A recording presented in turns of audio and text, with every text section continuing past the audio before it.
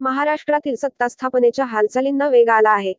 महाराष्ट्राचे नवे मुख्यमंत्री कोण असणार याबाबतची उत्सुकता लोकांच्या मनात आहे। अशातच महायुतीच्या नेत्यांच्या बैठका होत आहेत।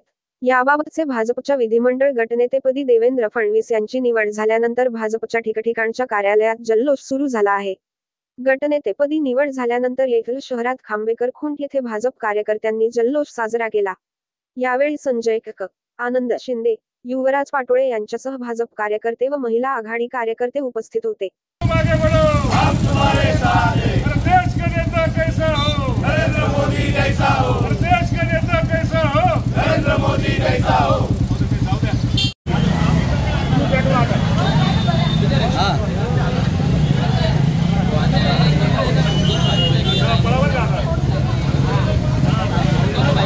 लावा लावा